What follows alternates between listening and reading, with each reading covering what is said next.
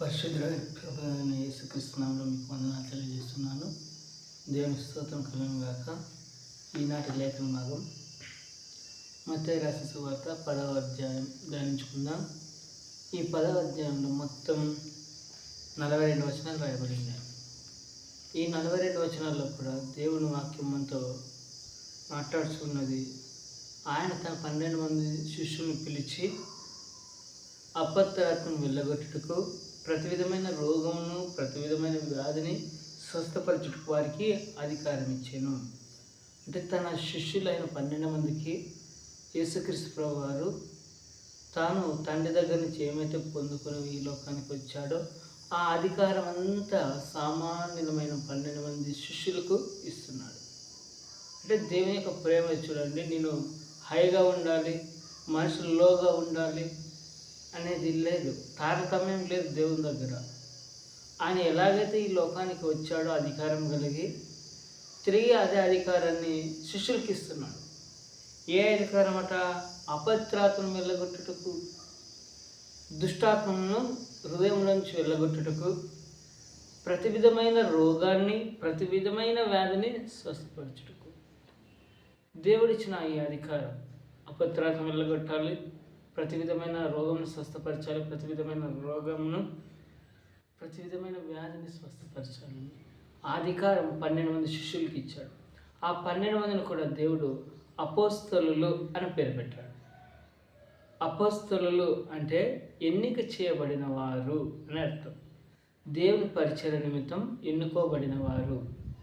ఈ 12 మంది పేర్లను చూసుకున్నట్టయితే సీమోను, అతని సహోదరుడైన అంద్రియా, జెబెదయి కుమారుడైన యాకోబు, తర్వాత అతని సహోదరుడైన యోహాను, ఫిలిప్పు, బర్తిలోమియా, మన దేశానికి సువార్తను తెచ్చిన తోమా, తర్వాత సుంకరైన మత్తయి, అల్ఫయి కుమారుడైన యాకోబు, తర్వాత లెబ్బయి, తర్వాత కనానీయుడైన సీమోను, ఆయన అప్పగించిన ఇస్కరియోతు. 12 మంది శిష్యుల పేర్లు ఇక్కడ రాయబడ్డాయి. శిష్యులు ఒకానొక సందర్భంలో అడుగుతారు, ప్రభా మేము ఇంత చేస్తున్నాం కదా, మాకేం సంభవిస్తుందంటే యేసు ప్రభువారు అంటారు, మీ పేర్లు జీవగ్రంథంలో రాయబడి ఉన్నవి. హల్లెలూయా, దేవునికి స్తోత్రం కలుగును గాక. మన నిజ జీవితంలో కూడా దేవుని మనం ఎప్పుడైతే ప్రేమిస్తామో దేవుడు మన పేర్లు జీవగ్రంథంలో రాసి ఉన్నాడంట. ప్రకటన గ్రంథం తెలియజేస్తున్నాం కదా, జీవగ్రంథంలో ఎవరి పేరైనా లేని ఎడల వాడు అగ్నిగుండంలో పడివేయబడతాడండి. మన నిజ జీవితంలో కూడా మన పేర్లు జీవగ్రంథంలో ఉండాలి. ఎందుకంటే స్కూల్లో అటెండెన్స్లో మన పేరు లేకపోతే మనం ఎంత స్కూల్కి వెళ్ళినా వ్యర్థమే. మనం స్కూల్కి వెళ్తున్నామని, హాజరవుతున్నామని ఒకప్పుడు నేను చదువుకునే రోజుల్లో అటెండెన్స్లో పేరు ఉండాలి. ఇప్పుడు అన్నీ టెక్నాలజీ పెరిగిపోయింది. ఫింగర్ థంబ్ వేస్తున్నారు, ఫేషియల్ యాప్ వేస్తున్నారు, అంటే హాజరవుతున్నారు, బడికి హాజరవుతున్నారు అనే గుర్తు తెలియజేస్తుంది. 9 గంటలకు హాజరు వేయాలంటే టీచర్స్ 9 గంటలకు వేసేయాలి. 10 గంటల లోపల పిల్లలు హాజరయ్యాలంటే 10 గంటల లోపల వేసేస్తేనే ఆ దినానికి సరిపడు వారికి మధ్యాహ్న భోజనము అందించబడుతుంది. మన నిజ జీవితంలో కూడా మన పేర్లు కూడా జీవగ్రంథంలో ఉన్నట్టయితే ఎంత మేలండి. ఆయన మనకు అన్నీ సమకూర్చేవాడై ఉన్నాడు. ఇంకా ఆయన ఆ 12 మందిని పంపుచూ సువార్త పరిచర్యకై వారికి ఆజ్ఞాపించింది ఏమంటే, మీరు అన్ని జనుల దారిలోనికి వెళ్ళకుడి, సమరయలోని ఏ పట్టణంలోనూ ప్రవేశింపకుడి, కానీ ఎక్కడికి వెళ్తున్నాడు? నశించిన గొర్రెల యొద్దకే వెళ్ళుడి. ఎక్కడికి వెళ్ళమని చెప్తున్నాడు? నశించిన గొర్రెల యొద్దకు వెళ్ళండి. నశించిపోతున్న మనుషుల దగ్గరికి వెళ్ళండి.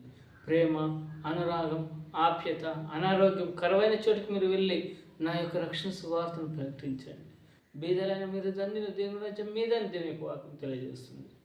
కాబట్టి ప్రేమైన దేవుడి మీరు వెళ్ళి పరలోక రాజ్యం సమీపించినదని చెప్పి రోగులను స్వస్థపరచడి, చనిపోయిన వారిని లేపుడి, కుష్ఠ రోగులను శుద్ధి చేయడి, దయ్యం వెళ్ళగొట్టుడి, ఉచితంగా పొందితే గనక ఉచితంగా ఇయ్యుడు. మన దేశానికి, మన భారతదేశానికి ఎంతోమంది మిషనరీలు వచ్చి ఎంతోమంది ఉచితంగా సేవ చేశారు. ఎన్నో కళాశాలలు కట్టించారు, ఎన్నో బడులు కట్టించారు, ఎంతో హాస్పిటల్ కట్టించారు, చదువు చెప్పించారు.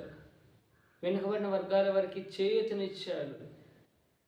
మన నిజ జీవితంలో కూడా ఒకరిని ప్రేమించాలని యేసుక్రీస్తు ప్రభువారు మనతో మాట్లాడుతున్నారు. ఆ శుభార్తను మీరు వెళ్ళండి, ప్రకటించండి, స్వస్థపరచండి. ఉచితంగా పొందారు కాబట్టి ఉచితంగా ఇవ్వండి.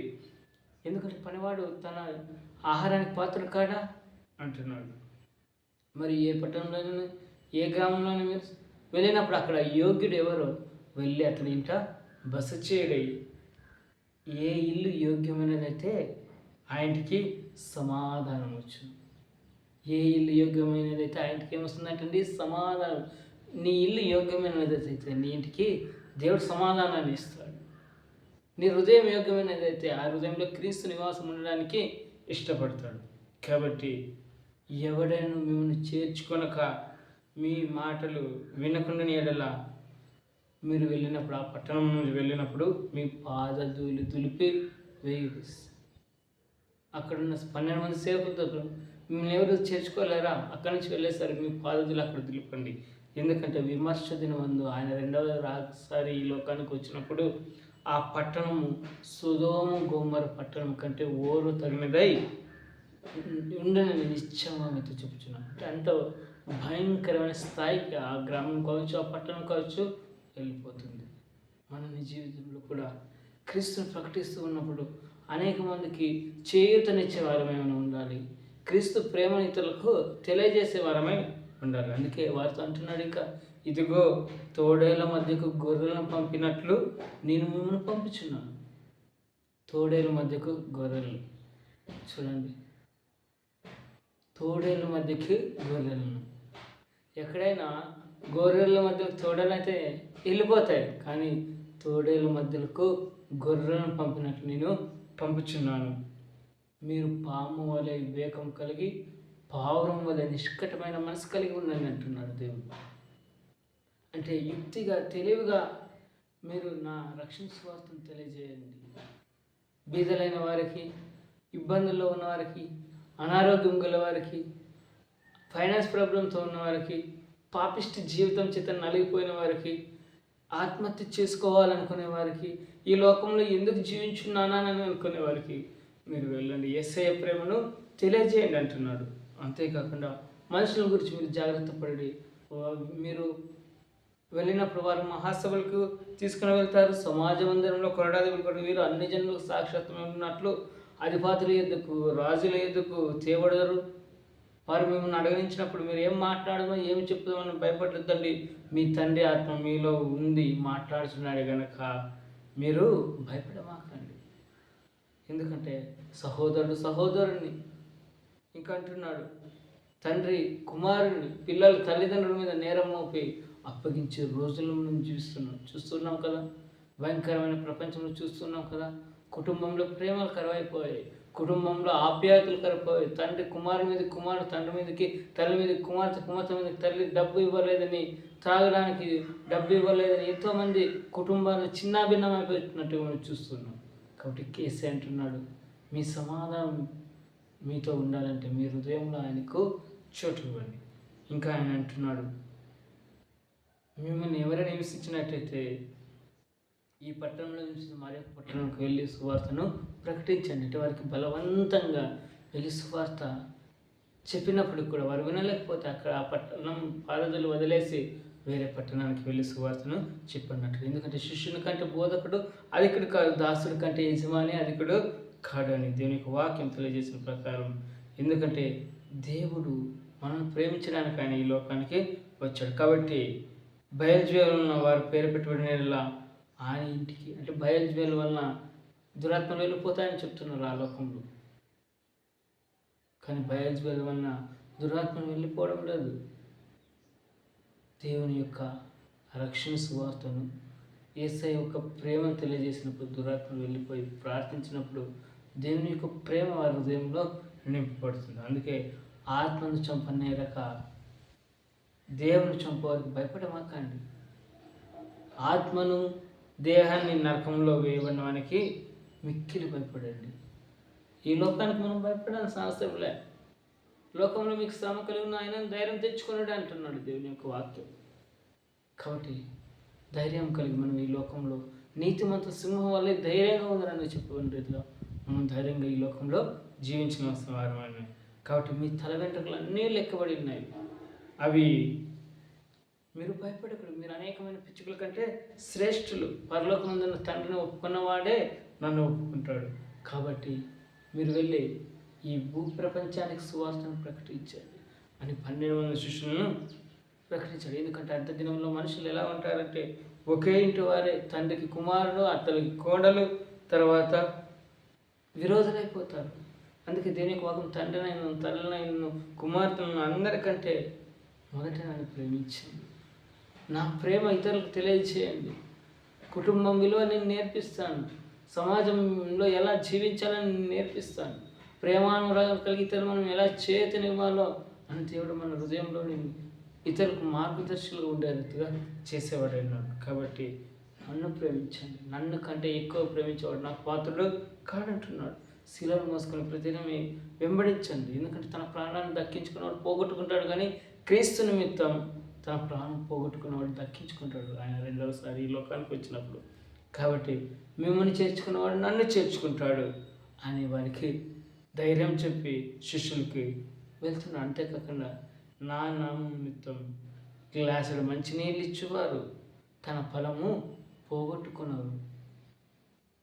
ఎందుకంటే యేసుక్రీస్తు నామంలో మనం మన ఇంటికి వచ్చిన సేవకులకు కావచ్చు, విశ్వాసులకు కావచ్చు, మన దేశ ప్రజలకు కావచ్చు, మనుషులుగా చూడాలని ఈ సమాజం కావచ్చు, మన జీవితంలో మనం ఇతరులను ప్రేమించేవారే ఉండాలి.